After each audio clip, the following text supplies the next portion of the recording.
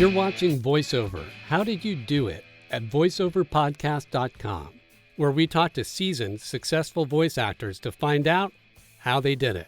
I'm your host, Ian Kleinfeld, and you can find me at voicebyian.com. I'm on Twitter, Instagram, and Facebook at voicebyian. So, good morning. Good morning, Tom. Good morning, Ian. How are you? I'm good. How are you? I'm doing all right. Everyone you notice who's watching the video that Tom has some huge books behind him. I got some big stacks. Huge stacks of books. I would hate to see the bookworms that go in that. Yeah. But Tom Dheere is a voice actor. He is a VO coach. He is a voiceover strategy coach, a business coach. And I'm sure I'm forgetting like 17 things. Meh. When you ask me questions, it'll all come out. Okay, Tom, whether we like it or not. What are your websites and what do you do?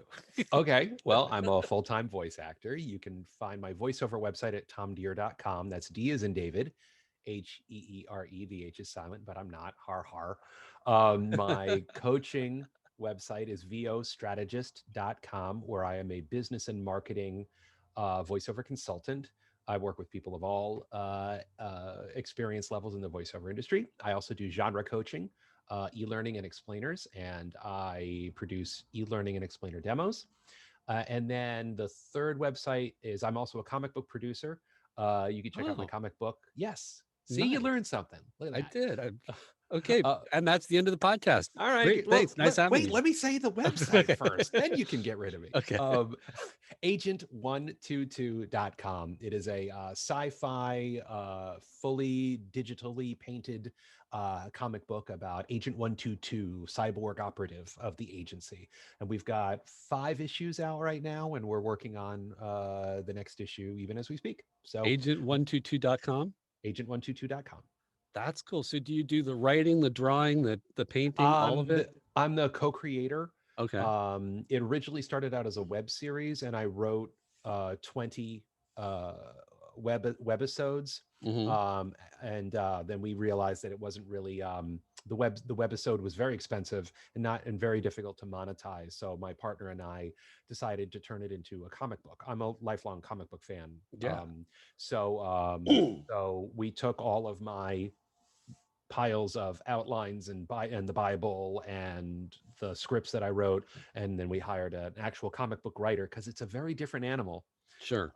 And comic book artist, and and we've been slowly cranking out episodes, and do Comic-Con appearances and podcast interviews and stuff like that, and yeah, it's pretty fun. Well, I'm just going to mention that Mark Cashman gave me a free copy of his book. Really? Well, isn't that interesting? Yeah, that is interesting. He's a very generous man, Mark Cashman is. And I'll see you. Maybe I can slide you a free copy of issue 0. How about that? Oh, gosh, what a surprise. That would be amazing. Thank you. The generosity here is just dripping. It's just wonderful. Yes, it's all dripping. It is all over the place. It's fantastic. So cool. So that's a lot that you do. I imagine you stay really busy. Yes, very busy. Very busy. Wonderfully busy. Oh, that's good. So thanks for taking the time out to do this. Sure. What is the most voice acting stuff that you do? The most I do, the genre-wise, is mostly non-broadcast. More than half of the work I do is non-broadcast. Most people who have a peripheral understanding of the voiceover industry, it's commercials, it's cartoons, it's video games, and that's all true, and that's the very front-facing, public, fun, exciting, interesting stuff. But mostly what I do is e-learning narration, corporate narration. So we're talking informational content that's listened to by students, training, HR, certification, compliance that's listened to by employees. I do a lot of explainer videos, which is the little, 2-minute, hey, meet Bob. Bob has a problem. Get this, and then everything is great. That's more than half of what I do, and I love it. It's all storytelling. All voice acting is storytelling. So any opportunity to tell a story, whether it's a 10-hour e-learning module or a 15-second commercial, I don't care. I'm just happy to be there. And I narrate a few audiobooks a year, and I do some commercials here and there, and I've done some video games. I was in Red Dead Redemption 2. Right. And you know, the did one action figure, which was really exciting, Light Seekers. Nice. Yeah, but yeah, the most of it is the stuff you're never gonna hear. What did the action figure say? Well, here's the thing. His name is Jax, Jax, and it's an action figure with a Bluetooth that's connected to the video game that you play on your tablet. So it's Okay. interactive. So I have thousands of lines, thousands and thousands of lines. Does he have like a Um, go-to, like, to infinity and beyond type thing? what is it? I got the tools to break the rules, or something like that. Nice. It's either make the rules or break the rules. Probably break the rules because he's got this big hammer. I've got the He's just, tools to make and break the rules, there you go. whichever I There you want to go. do. Yeah. Okay. I forget. It's there's so many lines I did for that thing. But yeah, it's really fun. And it That even sounds like amazing. if it falls over, it's like, "Hey, pick me up," you know, Uh, or if he's idle, he starts snoring, you know, uh, stuff like that. So, you know, oh, nice. he was a That lot of sounds fun. like a lot of fun. It was a How did you lot of score that fun. one? Yeah. What? How did you score that one? Through my British agent. Ah, Yes. Yeah, because it's you're a my British-based British company. agent. Yes, Yes, I have a British indeed. agent. Yes, he figured it was a in for a penny, in for a pound, in for an action figure. There you go. All right. Um, cool. So that's what you're doing now. What were you doing before you got into VO? I know you've been doing this for a long time, but Oh, you I was in remember that far college. back. Yeah. You know, I was in graduate school. I dropped out of graduate school Yeah. for theater. Okay. I was going to a theater school here in New York City called the National Shakespeare Conservatory, and my plan was to be a working New York-based Shakespearean actor. I didn't Mm. want to be rich. I didn't want to be famous. I didn't want to go to Hollywood. I just wanted to, you know, ply my trade, being a Uh-huh. working Shakespearean actor. That was my plan. And then I went to the school, and how do I say it kindly? There's three kinds of actors Right. in the world, Ian. There's good actors, there's bad actors, and then there's crazy Oh actors. my God, yes. And there's also the same with acting teachers. Yes. There's And nasty ones, there's nice ones, and then there's good ones. yes, absolutely. And uh, it was a combination of the logistics. I was living in New Jersey at the time, of trudging into the city in the snow and the cold, Yeah. and going to a school where I wasn't particularly happy, and then finding out in the second year they wouldn't teach you that much. All it would be to showcase you. So I thought, you know what, I can do that on my own. Uh-huh. So I dropped out, and then I'm at home in New Jersey. I was living with my mom at the time, and she was reading a copy of New Jersey Monthly magazine, Uh-huh. and she's looking at the back where it's got all the classifieds and the Sorry. ads. That's so regional. Well, yes, it is.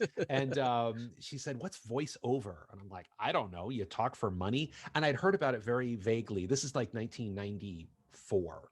Uh-huh. So this is a long time ago. So I had heard about it. Voiceover is a little bit of a side hustle. The thing that theater and film actors would do on the side to Right. supplement, you know. And she's like, "Well, there's a coach in here in New Jersey. You should go check it out."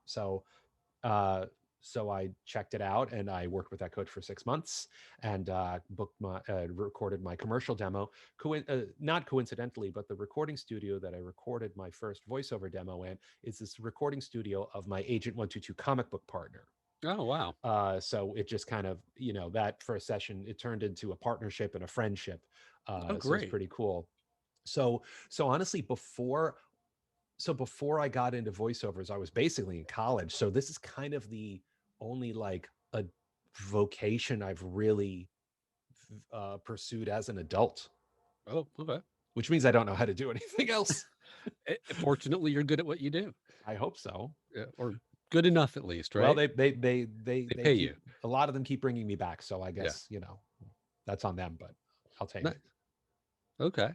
And so you looked into VO from your mom reading it in a thing, and Yeah.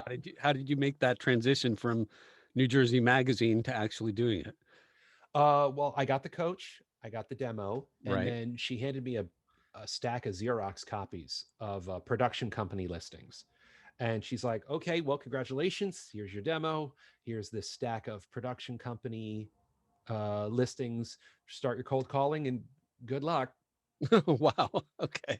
So this is 1995 now. Right. So That was the analog internet. there was zero social media. Right. There was almost nobody was recording from home.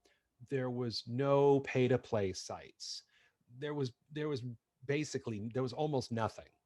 So I cold called and cold called and cold called. I was doing it like sometimes I was making 50 cold calls a day. Mm-hmm. I still have the index card boxes where I Oh have wow. Uh-huh. all because that's, they didn't have, you know, CRMs. They didn't have Nimble or Close, or they didn't have anything like that. I So I think was I just think there was like FileMaker Pro. something like that. Yeah.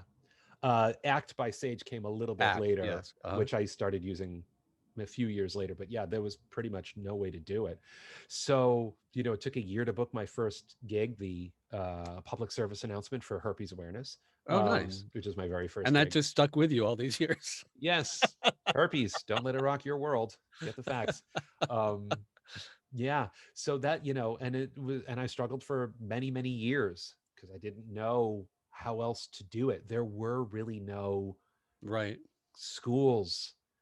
There was virtually nothing, which is one of the reasons why I do what I do as the VO strategist, because all that trial and error, or error Right. and error, as I call it, that I went through for years, Uh-huh.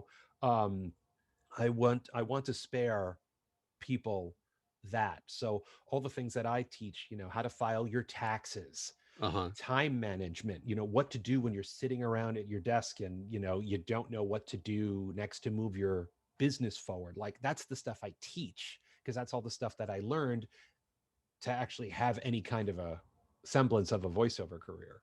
Nice. Yeah. What would you say is like the most egregious mistake you made in all of your errors Being besides choosing to become a voice actor. besides choosing to become a voice actor? Well, yes. Other than that. there was no there was no like single moments where I was like, oops. I mean, the whole 25 years has been a series of oops. Oops is, major and minor. Right.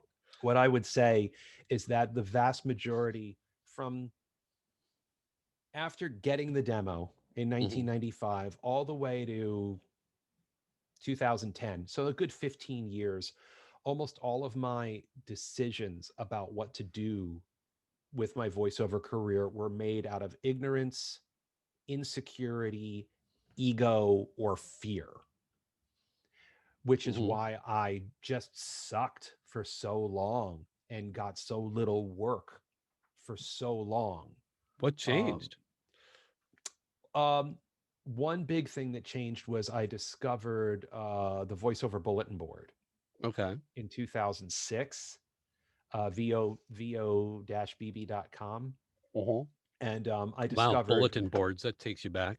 yeah, it's a forum. It's the old forum Right. thing, and it still exists. There are still people, there are still folks on it. I'm still on there.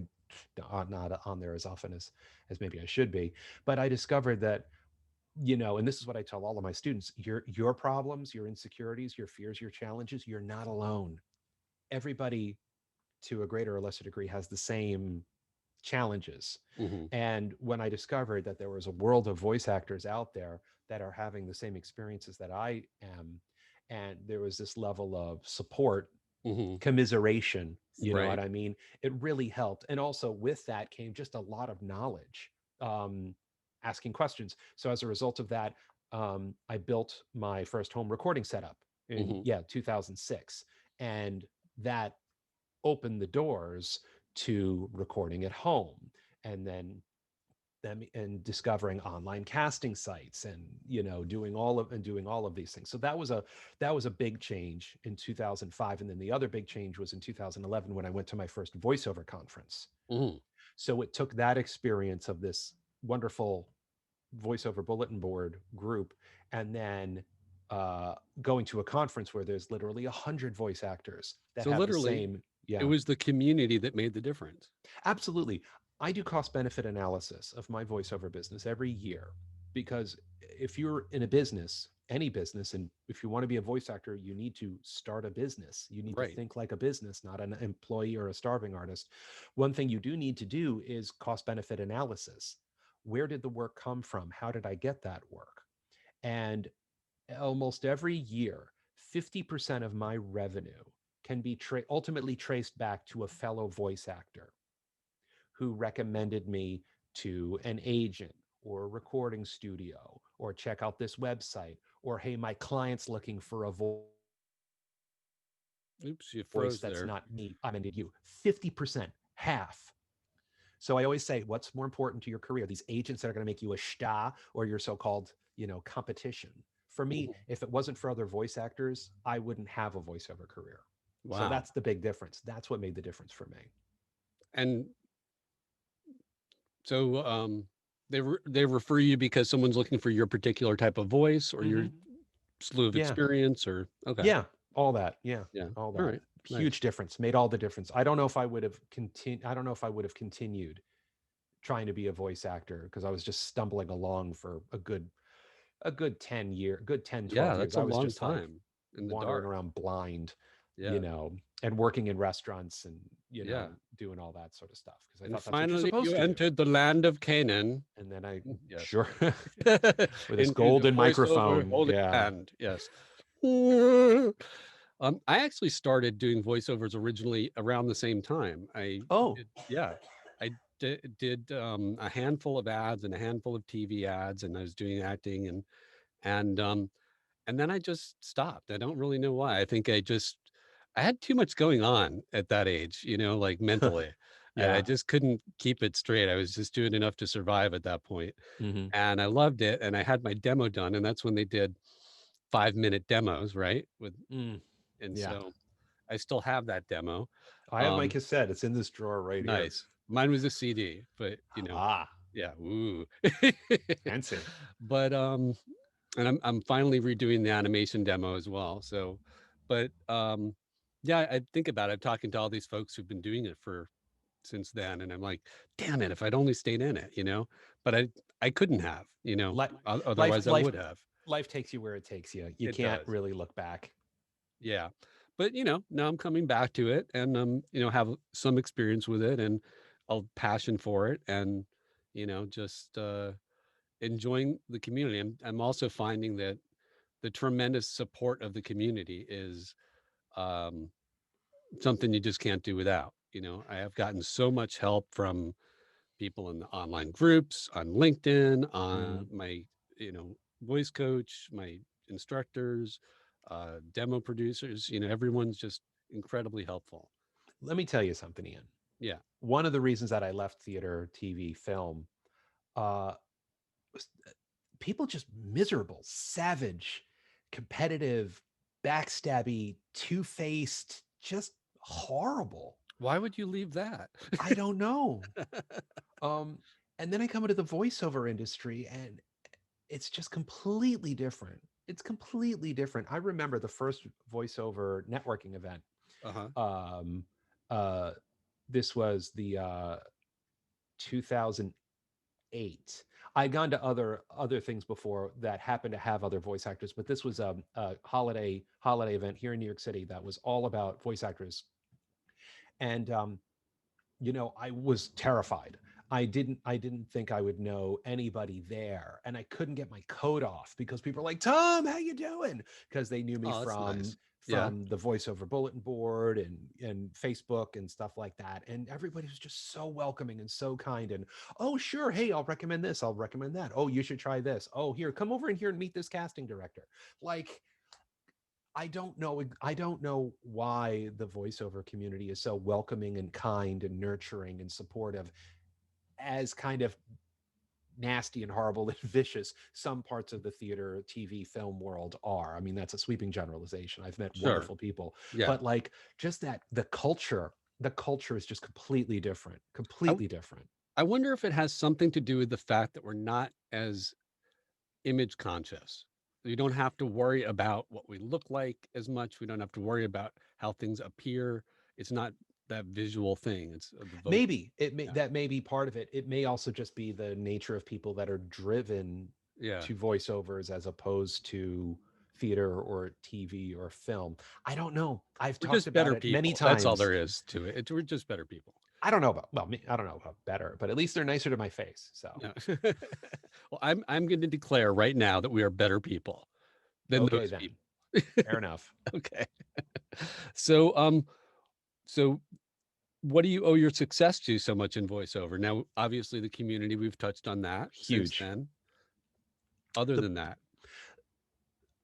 the understanding that, and This is one of my mantras. If you want to be a successful artist inside the booth, you need to be a successful business outside the booth. This is a Mm-hmm. business. Right. It's that you. You're not. This is not the chorus line. God, I hope I get it. Sniveling, starving artist, audition and pray model. You need to develop your skill and develop your acumen and engage in establishing B2B relationships, business to business relationships, because you don't work for your agents. You don't work for your clients. You are a business, they are a business. Mm-hmm. And you need to try to establish meaningful relationships with them so you can have a successful business relationship. Mm-hmm.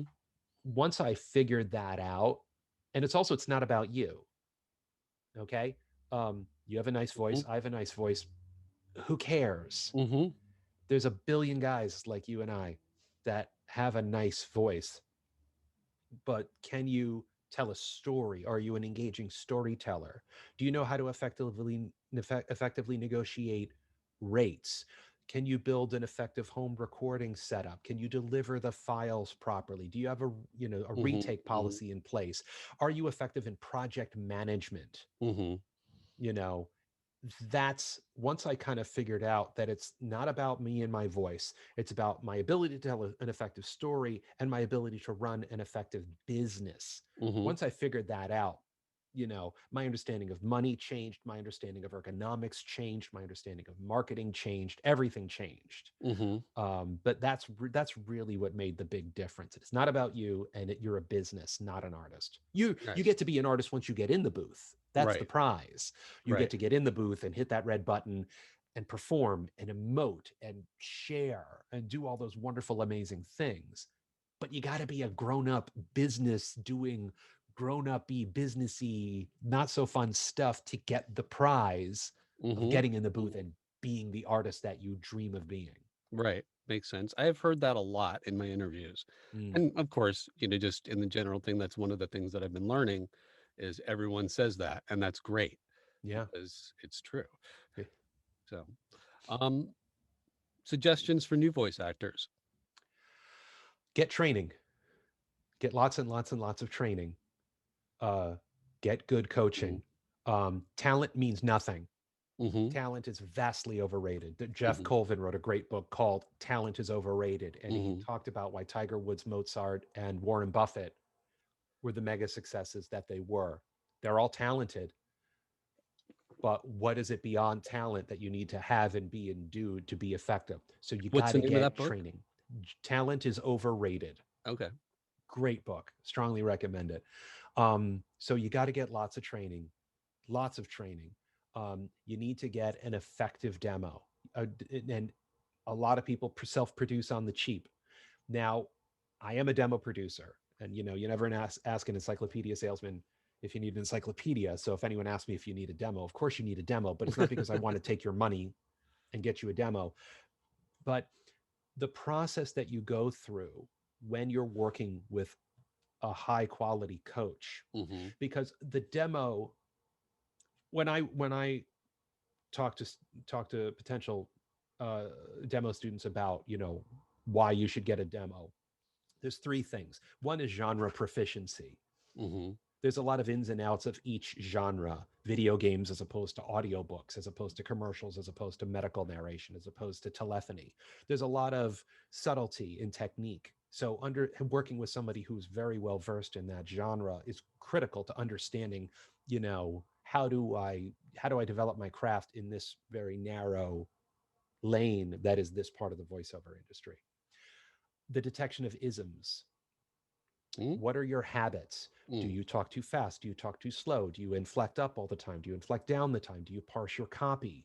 Do you have any regionalisms or accents that you want to either diminish or embrace, or just be able to control so you can turn on and off that regionalism at will? When you said parse your copy, what did you mean? Parse your copy is this happens a lot where a voice actor will take one sentence and turn it into five sentences. Welcome to this website Oh, where you will do this and this and this, and then also learn how to do this. This is something that people do all the time. And when you do that, you're, because remember, a part of your job as a narrator is you're organizing the content for the listener. Right. And if you're turning one sentence into five, it doesn't make any sense. Mm-hmm. So, stuff like that. And then the third one is the art and science of self direction. Mm. COVID has catalyzed the home recording um, trend that had Mm-hmm. been going on for a very, very long time. But then when COVID hit, most of the country shut down. We all had to record from home. And those of us who have been recording from home for a long time and had phone patches were like, cool, let's go. And a lot of voice actors, their careers got just damaged or destroyed Mm-hmm. because they couldn't or wouldn't record from home previously. So with that, we're not auditioning in person as much, or some of us are not auditioning in person at all. Most of us are not auditioning at all. Mm-hmm. And then when you're recording your actual gig, yes, there is phone patch technology and you are sometimes being directed, but a lot of time you're just on your own. So you need to know how to break down copy and, Mm-hmm. how to figure out how to make strong, effective choices. Mm-hmm. So, genre proficiency, detection of and understanding and mastery of isms, and then the art and science of self direction. That's what you need. That's what producing an effective demo will get you. And if you're just a noob who think you have a nice voice and you're just going to record this from home in your bathroom, what do you think you're going to get? You know? No. Yeah. Yeah. No, I've gotten one demo for commercials that's almost done. There's two spots on there that we're still working on. Mm-hmm. And then I'm prepping for my animation and game demo coming up. So I actually have a meeting with Anna Garduno at 1 to do another session for that. She So is I'm very aces. Tell her excited. I said hi. I will. I will. She's amazing. I Yeah. love that woman. She's She's great. great. She's great. Yeah. Um, I had a question and I totally forgot. Oh, phone patch. How important do you think phone patch is versus Source Connect at this point? It depends on the genres that you do. Yeah. If you do a lot of commercial work, a lot of commercial work is directed. So having a solid phone patch. Now, when I say phone patch, it can be as simple as just having your cell phone. Oh, Because okay. what I do a lot is I'll just grab my earbuds and put them in, plug in my cell phone, put my headphones over my earbuds. So now I've got the client on the phone And then put a and hat on top of that put a and hat a on top of scarf. that, and then a sombrero and a small poodle. Um, it's this lovely stack. Yes. And some Um, fruit. Don't forget the and fruit. don't forget the fruit. And sometimes that's just all you need. You call them, they call you, and then you can hear yourself back, and then you give direction, and that's it. So that can be phone patch Okay. can be as simple as that. So a phone patch Um, can be a phone call. it can be literally a phone call. Okay. Now, there's a difference between being able to talk to the client on the phone and them give you direction while you're narrating, and them actually recording your audio Right. from wherever they are. Right. That's when you're using technology like Source Connect, Okay. which there's a whole bunch of different things. I mean, for years it's been ISDN, um, which has gotten more and more expensive, less and less available. And there's also a lot less technicians who are qualified to install it and maintain it. Right. So if you have ISDN and it's at a reasonable price and you got someone in your area that knows how to, how to manage it, and you do that kind of work, keep that line as Mhm. long as you can. But for most people, you use something like IPDTL or what I have is Source Connect, Yeah. where That's what they I are have. giving you direction just like the phone, but Right. they're also recording it Yeah. through your system. I was reading about phone patch last night and I was like, do I need to get another software thing? Do I need to get another like piece of equipment to Yeah, patch? right. But apparently not. It depends. Again, it depends on the type of work that you do. So I do some commercial work, and I do occasionally get direction, and sometimes even some of the e-learning work that I do, they want to record it on their end. So I'll just get the Source Connect going, and they just record it on their end, and Right. everything's great. And it's very reasonably priced. I mean, Source Connect standard, which is all Right. that really a voice actor needs, it's 35 a month. 35. Yeah. It's $65 setup fee, $35 a month, or you can buy out, or I you think can it's buy it out for 650. 650. Yeah. Right. Now I have Yes. Source Connect. I was just thinking about whether I needed to get a phone patch block to like have the whole feedback thing and all It garbage. depends on how high quality they I guess we'll want. find out. I Yeah. guess you'll find out. I wouldn't invest in something like that yet. What I tell most people to do is get Source Connect now, which is the free version. Right. And get comfortable with that. And then when you book that first gig that requires Source Connect, just get the 14-day Hmm. trial. Use that because you don't know when you're going to book again. And then when Right. you book again, then pay for it. Okay. That's what I would recommend. I've been recording my demos on Source Connect, so that's Oh, been there you working go. great. That's Yeah. fine. Yeah. That's perfectly fine. Okay. Any more suggestions for new voice actors? Uh, Understand that your voiceover business model isn't just audition and pray. Okay. Uh, well, that's what most people do. That's what I did. You get your Yeah. training, you get your demo, and then you just audition and pray. But there's marketing. You Right. need to understand marketing, which we could just talk for, for hours and hours and hours. But getting an understanding of what marketing is, what your understanding of marketing is. Oh, and also the big one, learn how to get out of your own way. Oh yeah. Most voice actors fail because they can't get out of their own way. They have these assumptions about who they are and what they want and what the voiceover industry is and what they're entitled to and all that. And then that's why the vast majority fail. You need to learn how to listen, not just listen to direction from Hmm. a voice from the producer or director. That's obviously critical, but listening to yourself and understanding the industry. Nobody cares. Again, nobody cares how nice you sound. You're Philip Banks, who actually I met on the voiceover bulletin board, who's a Hmm. great voice actor. He said the difference between an amateur voice talent and a professional voice talent is that an amateur voice talent has a massive ego completely out of control, and a professional voice actor has a massive ego somewhat in control. Um, so just get out of your own way, Yeah. listen, understand what the voiceover over industry really is, and be a contributive, thoughtful member of the community. And if you work Yeah. really hard and get your training, good things will happen. Yeah. I read something just the other day. It was from a like a seven, like a Stephen Covey type thing, right? It was one of those guys. Love Stephen Covey. Yeah, it wasn't him, but it was one of those guys. And they talked about the state change of water, right? So ice can be ice at 32 degrees, ice can be ice at negative 50 degrees, right? So Mm-hmm. wherever you are and you're working and you're not seeing a lot of progress, but you're going from 0 to 22 degrees, and you're Mm, going to 22, the magic happens at 32 degrees. So, until that point, and then all of a sudden you get sublimation, right? mm, And it changes state.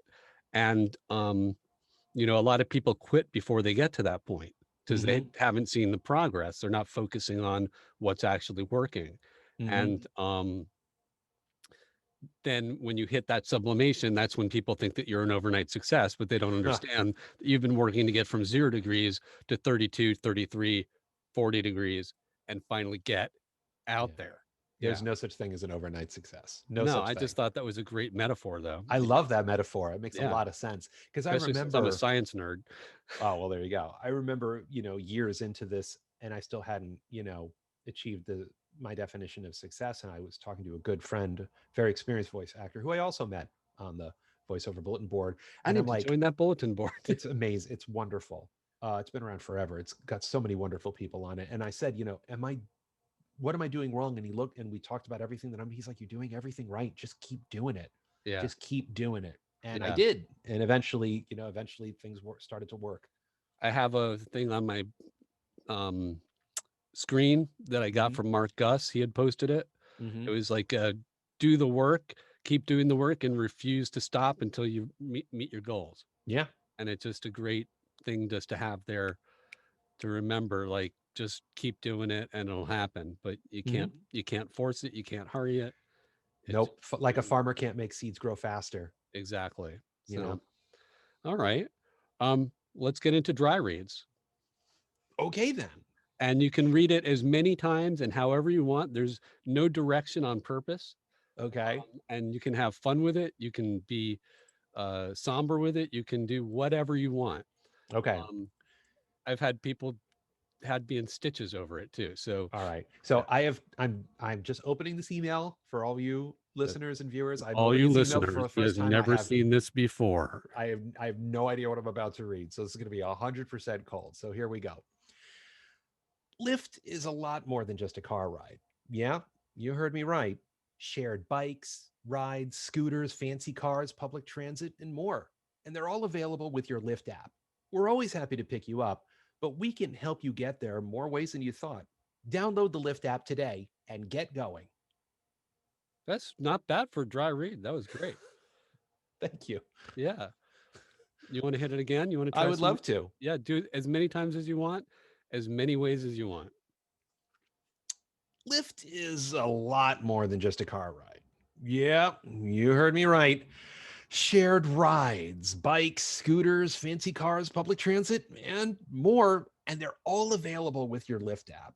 We're always happy to pick you up, but we can help you get there more ways than you thought. Download the Lyft app today and get going.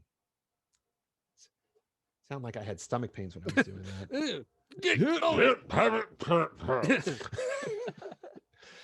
Eh, so Yeah. there you go. All right. Did you want to do a different one, or Um, you could do as many as you want? We're having fun with this. Lyft is a lot more than just a car ride. Yeah, you heard me right. Shared rides, bikes, scooters, fancy cars, public transit, and more. And they're all available with your Lyft app. We're always happy to pick you up, but we can help you get there more ways than you thought. Download the Lyft app today and get going. Nice. All I right, got a that's all I question. got. That's all I Yeah. got. I was going to say you could do an e-learning read versus a medical narration read. Oh, okay. All right. Okay. Lyft is a lot more than just a car ride. Yeah, you heard me right. Shared rides, bikes, scooters, fancy cars, public transit, and more. And they're all available with your Lyft app. We're always happy to pick you up, but we can help you get there more ways than you thought. Download the Lyft app today and get going. Which one was that? I don't know. No, that was just a dry read. Okay. That was more medical, I guess. Okay. But Cool. here's the thing about that, Ian, is Yeah. that there's so many different ways to do e-learning and medical narration these days. Yeah. I mean, and this is something I tell all my students. When you're doing any genre of voiceover, you're doing three things. You're informing, you're engaging, you're entertaining. It's just a matter of how much are you informing, how much are you engaging, and how much are you entertaining. So with a video game narration, it's mostly engage, mostly entertain and engage, little or no inform. Right. A nonfiction audiobook or an e-learning module, it's almost all inform with a good helping of engage and very little, if any, entertaining, unless you're doing something for like K through 5, or you're playing a character, or you need to sound like, today we're going to learn about fractions, or whatever. So I thought you were going to say fracking. well, if we're doing science things, yeah, we Hey can talk kids, about today frac. we're going to learn about fracking. Do you know how to shatter shale to get oil? Or whatever it is. But anyway. No, that's correct. Oh, okay. So I did it right. So I said it Shatter right. shell. Shatter shale. Yes. So that's my new warm up today. Shatter shale, shale shattering. Yes. Nice. Okay. Um, audition suggestions for people. If I can Do say them. suggestions, audition suggestions for people. I always say screen effectively, audition professionally, bid ethically.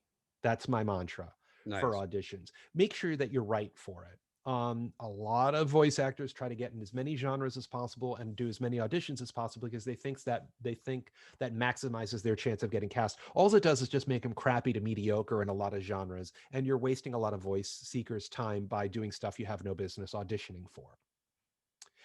So make Mm. sure that you're right for the part. Make sure that the rate is commensurate with the industry standard. And when you do your auditions, I don't have any secrets. I just audition as if I booked it, Mm-hmm. So I don't have much more than that to advise on that one. How do you find out what your genres are other than time and making mistakes? Who pays you for what? Yeah. So Uh, so when I started, I thought I needed to sound like James Earl Jones and do commercials. Oh, yeah, you guys look a lot the same, actually. I was gonna say, you could be I've heard twins. that. Yeah. So I tried to sound like a grown up. I mean, I still sound young-ish, Yeah. esque. I have this, bright energy, sincere guy next door kind of sound, and I've been doing this for a long time. So, but I couldn't get through because I kept trying to sound like whatever I thought I was supposed to sound like. And then when I started doing cost benefit analysis, like I was talking about before, and I discovered that a huge chunk of my work was e-learning, Mhm. I said, oh. So I realized that, you know, keep trying to get more e-learning work. Don't stop trying to get commercial work. You have your training, you have your demo, but um, I like to say I have a bad habit. It's called eating. I'm up to 3 times a day. Uh-huh. And I discovered that if I focused on e learning, I would get paid and then I could eat. So I just kept Mhm. working in the genres that I had the best revenue streams in. Yeah. And so what I tell a lot of new voice actors is pick a lane, pick a genre. Look, pick one genre. That doesn't mean you have to do that one genre for the rest of your life, because I know we all want to do cartoons and video games because that's where the fun is, and that's great. Yeah. Um, but pick one lane. Pick, one you have the best access to with the best training and the best demos. Because honestly, for most people, it's commercials because we've been hearing commercials our whole lives. Right. So those are the ones you've got the most, that you can have the easiest connection with, because once you understand, how the commercial genre works, how much of it is inform, how much of it is engage, how much of it is entertain, how to understand the CTA, call to action, Mhm. call now, operators are standing by, or come on down for a Mhm. test drive or whatever. Once you understand the basics of that, so for most of the time, I recommend starting commercials. But there's so much great coaching in so many genres. And Mhm. if you have, 15 years of experience as a healthcare professional, then yeah, start with medical narration. If you've been a test to developer for 20 years, yeah, start with e-learning. But for most people, start with one genre, get good training, get a quality demo, develop effective marketing skills, build a revenue stream in that, start to get a profit. Once you get a profit, then you could take that profit and start to fund your training and demo production and marketing Right. in the next genre. Because I Right. assume you want to do this for a very, very long time. Oh, yeah, this is my, You know, you know, I yeah, next whatever. And the right. thing about voice acting is you can do it, you don't really age out of it. Not really. Your voice can evolve. I mean, Yeah. my voice is basically the same that it was 25 years ago. Right. I've just gotten better at using it effectively as an effective storyteller with genre proficiency. But if you go to SoundCloud and you listen to that herpes spot, I sound pretty much the same. And that was 1995. So there's not much difference. I mean, I can If you sound had older. herpes in 1995, you would still have herpes now. So it's kind of parallel. Fun fact, podcast Yes. watchers. So there's Yes. that. Yeah. I know that's what y'all came here for. So,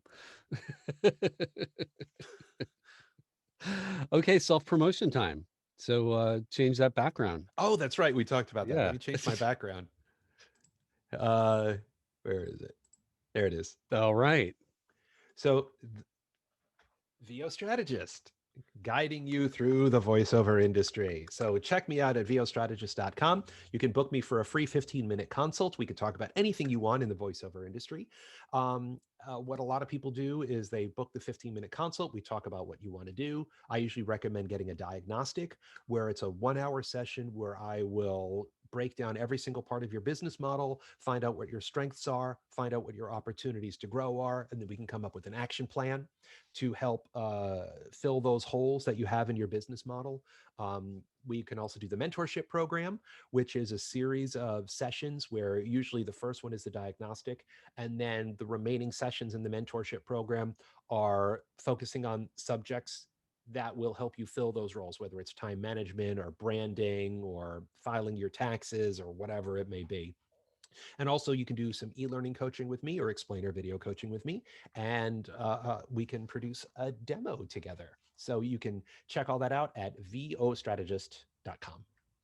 And let me say, as someone who did take advantage of the 15-minute consultation, there was so much information in that, and I will definitely be booking a session. So I recommend that to people to try that out, talk to Tom, and see if that's a good fit for you, because he knows a lot of stuff, a lot of Well, useful stuff.